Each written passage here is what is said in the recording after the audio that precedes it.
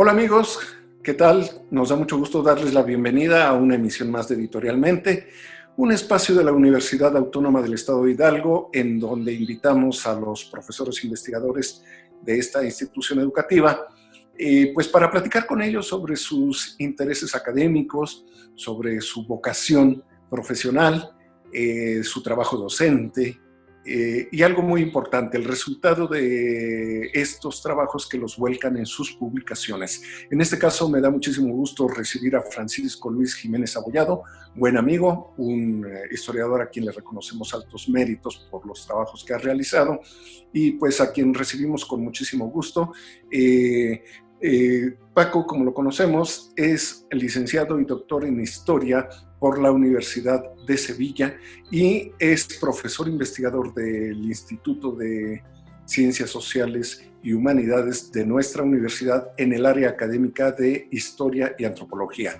Él fue fundador de la licenciatura en Historia de México, donde actualmente se desempeña también como docente y pues investigador de muchos temas, y vamos a platicar con él sobre un libro muy interesante que se llama Estudios de Antropología e Historia Colonial. Es interesante el asunto porque estamos hablando de la segunda edición que tuvo lugar en 2018 y la primera fue en 2009. Digo, es interesante porque pues sabemos que una segunda edición en estos tiempos es difícil, y una segunda edición de un libro de ciencias sociales y humanidades, áreas que la gente no aborda con el énfasis que nosotros quisiéramos, es todavía mucho más compleja. Y un libro universitario no se diga. Así que nos da muchísimo gusto poder presentar una segunda edición de un libro que habla sobre este asunto, estudios de antropología e historia colonial, y que además justamente la circunscriben a temas que tocan, que pisan el paso del tiempo en esta región geopolítica que hoy conocemos como Estado de Hidalgo. Paco Jiménez Abollado, bienvenido, muchísimas gracias por aceptar esta invitación. Bien, Marcial, muchas gracias por la presentación, y aquí estamos con el libro, aquí lo presento. Segunda edición. Sí. Colonial en el Estado de Hidalgo. Y para nosotros, tanto para los coordinadores, en este caso un servidor y la doctora Berenice Patti Ramírez Calva, coordinadora de esta edición, pues fue un gusto de que nos invitaran a realizar una segunda edición cuando nos informaron que prácticamente el libro, bueno, la primera edición estaba casi agotada, ¿no? Entonces, para nosotros, como historiadores, como investigadores sociales, pues nos interesa también la difusión de la historia, ¿no? Y la difusión de nuestros trabajos. Por lo tanto, es un placer de que nuestras publicaciones pues también tengan una buena aceptación para el público y que se vea reflejado, en este caso, en una segunda edición de la obra. Claro, una segunda edición. Además, ¿tienes por allí algún ejemplar de la primera edición para que quienes lo tengan lo reconozcan? Esta es la primera edición, la de 2009, efectivamente. Y bueno, este libro, Paco, lo coordinan Berenice Patti Ramírez Calva y tú.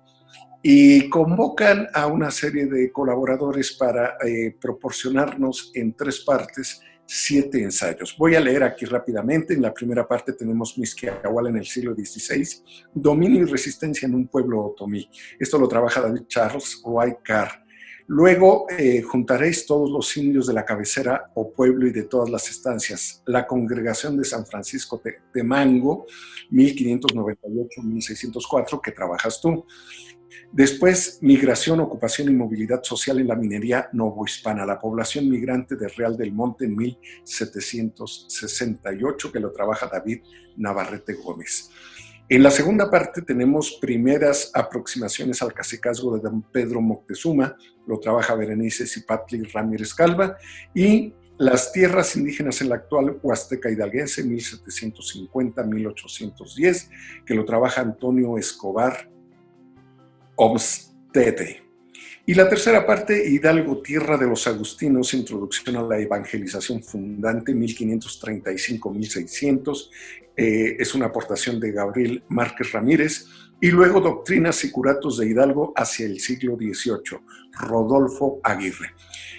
Paco, ¿cuál fue la idea al invitar a estos investigadores y armar la estructura del libro en esta forma?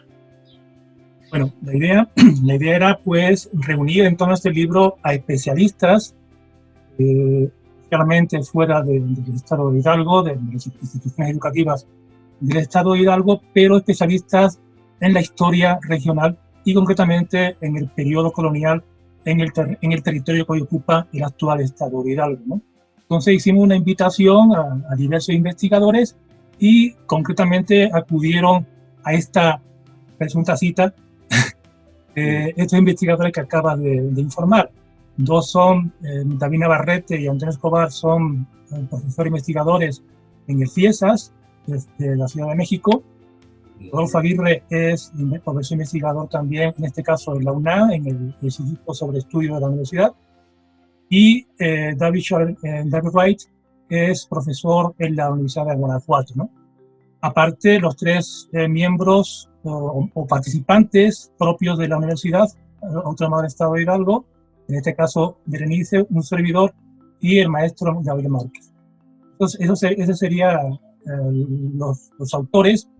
Y nosotros concretamente en este libro lo dividimos en tres aspectos, como acabas de reseñar. Un aspecto especialmente centrado en lo que es la historia agraria, otro la historia social y otro centrado especialmente en la iglesia, ¿no? Esos serían los tres rubros que investigamos o que trabajamos. También hay que destacar que son temas, son investigaciones que se apartan un poco de la tradicional historiografía hidalguense que hasta entonces se han ido desarrollando, centrados especialmente en temas muy, podemos decir, arquetípicos, ¿no? Por ejemplo, el tema de la minería clásica, el tema de la religión de los agustinos, el tema de las haciendas porqueras, etc., ¿no? Quisimos abrir temáticas nuevas y concretamente en la introducción hacemos una especie de abrimos la oportunidad para que futuros investigadores puedan optar a nuevas líneas de investigación, ¿no? Por ejemplo, en el tema de la minería, pues, invitamos también a los futuros investigadores a que se dediquen a trabajar temas concretamente alejados de la zona de Real de Minas de Pachuca y que trabajen temas en la zona de Zimapán, en Pilpan, etcétera, ¿no? Muy relacionado especialmente con el Camino Real de Tierra Adentro, que también puede ser una línea de trabajo interesante.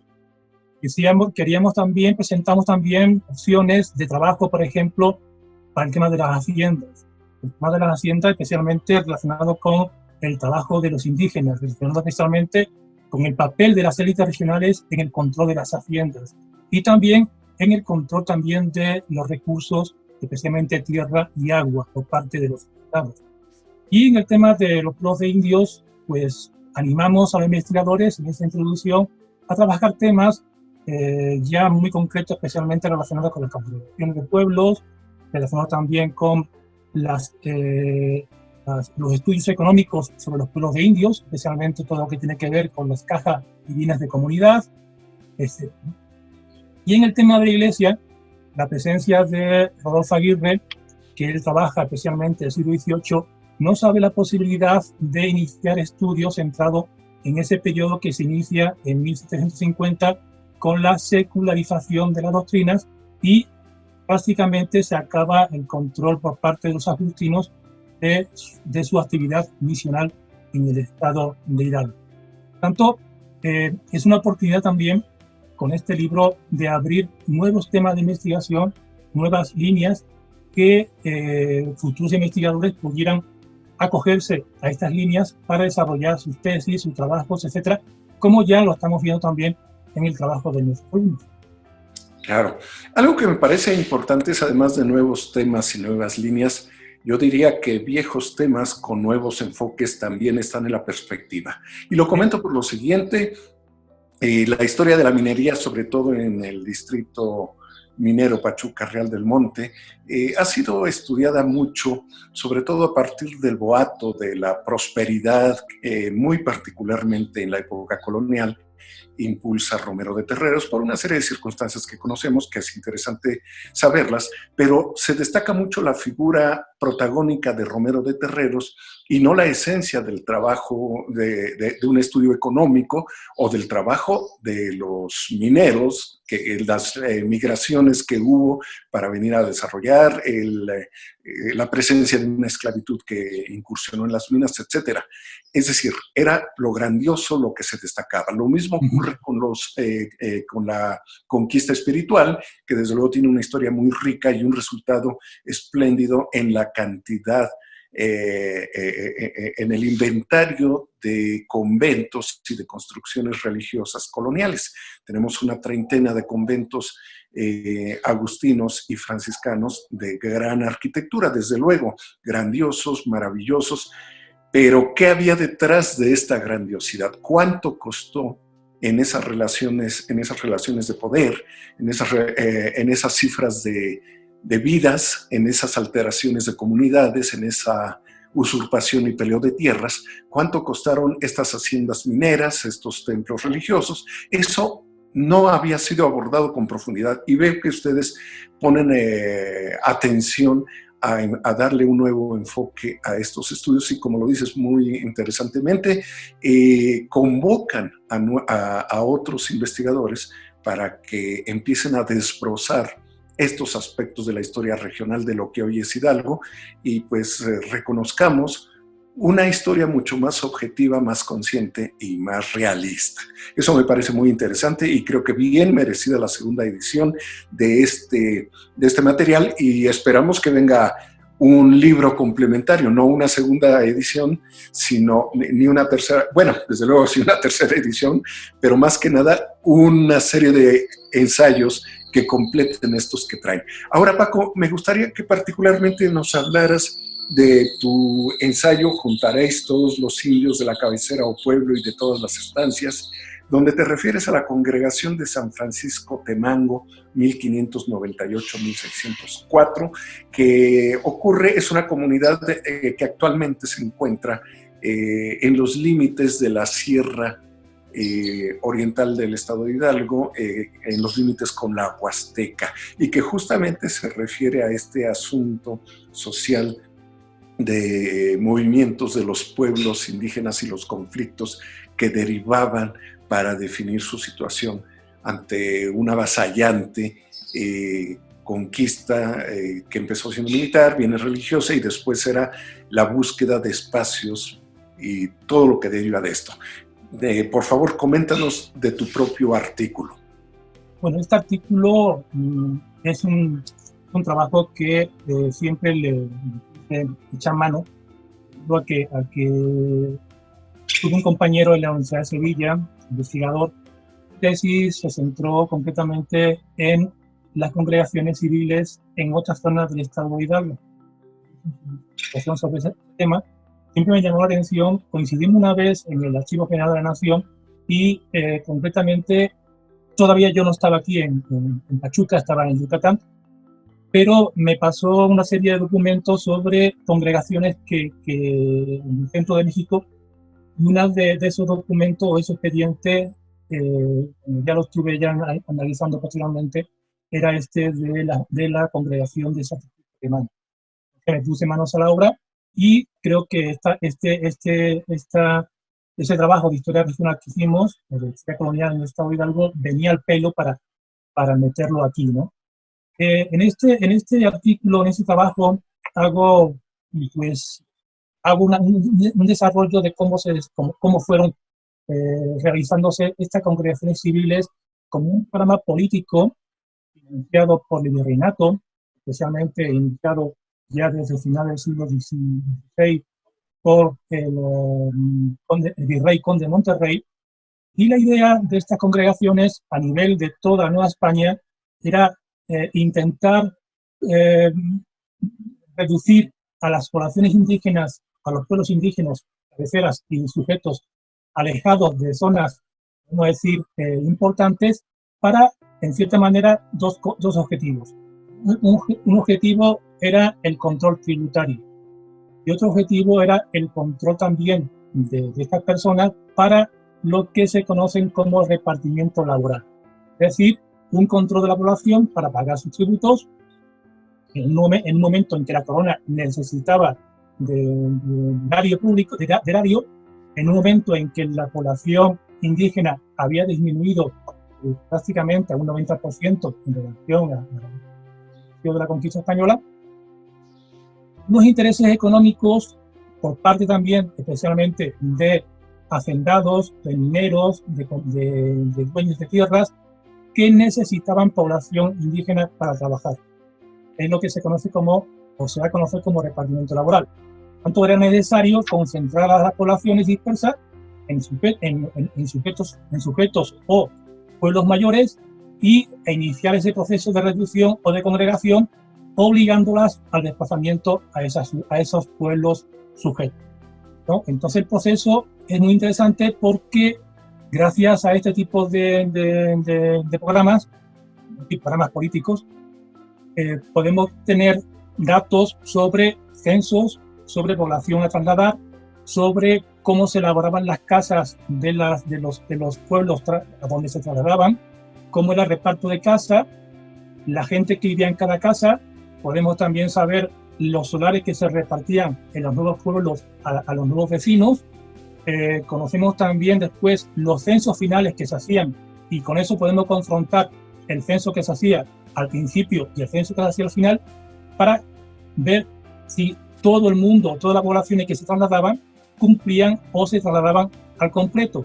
Encontramos casos, por ejemplo, que había huidas y gente que no participaba en la congregación. Normalmente podían ser por dos motivos. Un motivo, la muerte, ¿no? Dese cuenta de que la congregación empezó en 1528 y terminó en 1606. Y estamos hablando de un periodo de casi 8 años. Y otro motivo también eran las huidas de gente que no aceptaba la congregación y huían a otras zonas. Entonces, este tipo de documentación pues, nos sirve para hacer este tipo de trabajo concretamente, pero nos sirve también para hacer estudio demográfico, hacer estudios sobre arquitectura, hacer estudios también sobre desplazamiento de poblaciones, sobre recursos, sobre repartimiento laboral. Es decir, nos abre la oportunidad de atacar, entre comillas, diversos aspectos de las relaciones indígenas con la sociedad colonial desde diferentes perspectivas. Muy interesante. Además, bueno, nos pones en conocimiento con tu ensayo sobre una serie de matices y de datos que para nosotros eran definitivamente desconocidos. Insisto, tenemos que llegar a las raíces de muchos aspectos históricos de esta entidad y de su pasado, y creo que estos ensayos lo aportan. Te quisiera preguntar, para llegar a la segunda edición el libro fue solicitado y se agotó la primera. ¿Qué opiniones has escuchado sobre esta primera edición? Los lectores de la primera edición, ¿qué te han aportado? Alumnos, compañeros de otras instituciones, ¿qué han dicho de esta primera edición? La crítica ha sido positiva, ¿no? Tengo compañeros en diversas universidades, especialmente en la UNAM. También los mismos autores nos han referido también la aceptación de sus artículos, especialmente en las citas que se hacen también en trabajo en otras investigaciones. Por tanto, sí tenemos una crítica positiva desde el punto de vista académico. Después también, pues, muchas veces, con esto de que los libros van a diferentes ferias, van a diferentes stands de relaciones geográficas, especialmente en la Ciudad de México, aquí en el Estado de Hidalgo, en la universidad, la Feria del Libro, en diferentes ferias del libro también fuera del Estado, pues nos informan, nos dicen también en diferentes publicaciones que es un libro muy solicitado, ¿no? Es decir, el hecho de que trate un periodo como el periodo colonial tan extenso, tan amplio, tan poco estudiado desde una perspectiva tan amplia, pues hace que mucha gente se vea identificada con el libro y lo quieran adquirir, ¿no? Especialmente para conocer algo que desconocían. Por tanto, la crítica ha sido positiva. También los alumnos, pues, muchas veces son trabajos que nosotros a los alumnos usamos estos trabajos también para trabajo en clase, para comentarios de texto, para reseñas de libros, para pequeños trabajos de investigación. Es decir, también los alumnos de nuestra universidad pues acuden también a estas fuentes, a estas ediciones que tenemos en la universidad para realizar su trabajo de investigación. Por tanto, desde el punto de vista de la difusión, creemos que ha sido muy buena, hay buenas críticas y ha servido en cierta manera para el desarrollo también de otros trabajos, ¿no? Concretamente, el último artículo es de Rodolfo Aguirre, forma parte de un trabajo más amplio que él quiso hacer sobre la secularización de la doctrina de toda la Nueva España. Por tanto, ha servido también este artículo para un trabajo más amplio que concretamente Rodolfo Aguirre le ha dado mucha importancia a al trabajo de Hidalgo para ampliarlo a otras zonas de la Nueva España. Entonces, podemos decir que la edición ha sido muy buena y esperemos que esta segunda edición, a ver si ya termina la dichosa pandemia en unos días o en unos meses, y podamos también hacer la difusión como se merece del libro, pues fuera ya de lo que es esta situación tan rara. Claro. Además, bueno, quiero comentar que con mucho orgullo para los que trabajamos en esta Universidad Autónoma del Estado de Hidalgo, con mucho orgullo el libro que hoy estamos presentando estuvo en la Feria Internacional del Libro de Guadalajara el año pasado. Tuvimos un espacio con otras universidades y allí estuvo este libro y efectivamente, lo anotabas hace un momento, los libros que ustedes están aportando son libros muy solicitados en las diversas ferias a las que asiste el fondo editorial de nuestra universidad y pues muy interesados sobre todo, bien lo decías, por una historia de una región geográfica pegada al centro económico, cultural, social del país, que es la Ciudad de México, una entidad con 5 regiones que ustedes plantean, regiones geográficas y culturales, pero que no abunda precisamente en estudios de ciencias sociales, y ustedes en esta área y otros compañeros del Instituto de Ciencias Sociales y Humanidades han empezado a aportar. Bueno, tienen ya tiempo, pero quiero decir, para haber estado tantos años sin que hubiera, cuando se generan estas carreras y estos espacios de investigación, tenemos ya estudios demográficos, económicos, sociológicos, antropológicos, históricos, desde luego, y eso me parece que es una aportación importante de nuestra universidad al conocimiento de esta región geográfica, el Estado de Hidalgo, pero también de este país. Paco, ¿qué sigue en las investigaciones tuyas dentro de esta área de la historia de México? Pues mira, iba a decir que, por ejemplo, nosotros ya tenemos este libro también, el de Tula, la historia regional. Anteriormente no. No, digo que pronto presentaremos en este programa también. El libro también, ya anteriormente hicimos uno sobre Teteapulco y otro sobre Tulancingo, uno coordinado por el doctor Sergio Sánchez Vázquez y otro coordinado por el doctor Manuel Alberto Morales Damián. Estamos también la idea de que a partir del cuerpo académico consolidado iniciemos próximamente, ya te adelanto una noticia, posiblemente dentro de un par de años nos centremos en Huichapan, ¿no? La zona de Huichapan. Y actualmente, pues, ¿qué estoy trabajando? Pues estoy trabajando una cosa muy interesante que creo que no tiene nada que ver con el Estado de Hidalgo, pero que es un documento que encontré hace mucho tiempo en el Archivo General de Indias, me ha guardadito, y de pronto un día, buscando por internet, me encuentro que hay noticia en la Gaceta de México de ese documento, de México de 1785, ¿no? Digo que el trabajo trata, o se titula el documento, Testimonios sobre los gemelos nacidos unidos de la cabeza en la ciudad de Guanajuato. Es un documento donde se hace una descripción de dos gemelos unidos por la cabeza que los médicos de Guanajuato que participan en el parto pues hacen una disección completa de la cabeza de los dos gemelos. Duran aproximadamente como 20 días vivos, uno muere antes que otro, y aquí surge una cosa muy interesante, el hecho de que viene la duda moral si tienen dos cerebros o tiene uno, por el hecho de que si se tiene que bautizar o no se pueden bautizar, ¿no?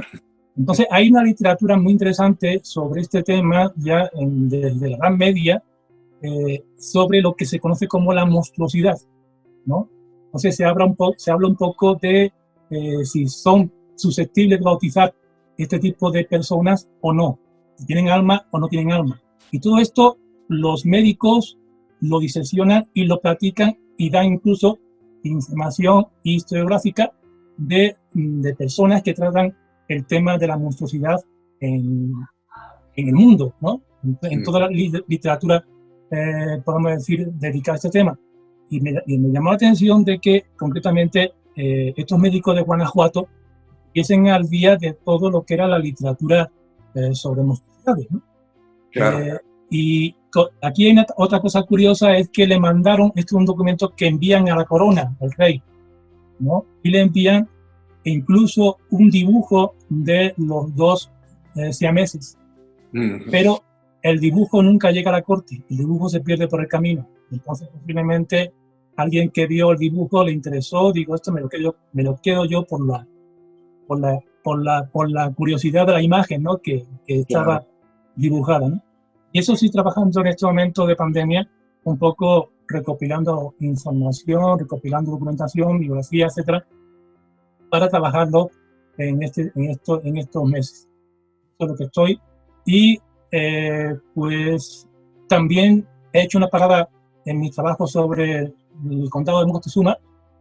Concretamente, pues a partir ya del año que viene quiero ya centrarme en la segunda mitad del siglo XVIII, del siglo XVII, relacionado con el condado de Moctezuma, que sería ya una tercera parte de los trabajos que venimos realizando sobre los descendientes de don Pedro Moctezuma desde la conquista. Pues muchísimo trabajo y además, a pesar de la reclusión, supongo que estás precisamente investigando, leyendo y pronto tendremos resultados y te haremos la invitación para seguir aquí platicando y presentando libros en los que has participado. Paco, te queremos agradecer muchísimo tu intervención y bueno, algo que me da mucho gusto es que podemos platicar contigo, con otros profesores investigadores de esta universidad. A pesar de la reclusión obligada por el COVID-19, pero bueno, seguimos en esta actitud y con esta actividad y esperamos nada más que ya la gente pueda asistir cuando se abran los espacios universitarios para que vayan a Carácter, la librería de nuestra universidad, a comprar este libro, Estudios de Antropología e Historia Colonial, segunda edición, y además que entren a leer estos interesantísimos ensayos que, bueno, a mí me tienen atrapado porque de verdad, insisto, es un enfoque innovador e interesante para los que queremos saber más de la historia de esta región y del centro del país, de Mesoamérica y de las consecuencias coloniales que hubo en esta región. Te agradecemos muchísimo, Francisco Luis Jiménez Abollado, profesor investigador de la Universidad Autónoma del Estado de Hidalgo, y de verdad, muy amena charla, interesados en seguir leyendo este libro.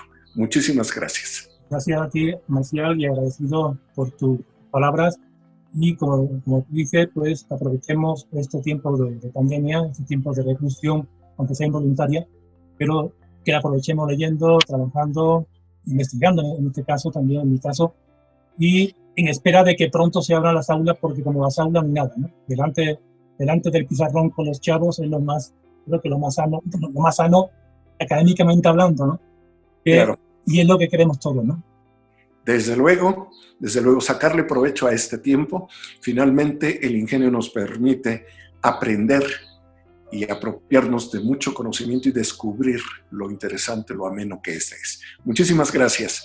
Y a usted, amigo, que nos sigue editorialmente en cada una de sus emisiones, le agradecemos su compañía y recuerde, nos saludamos en la próxima emisión de esta serie. Muchísimas gracias.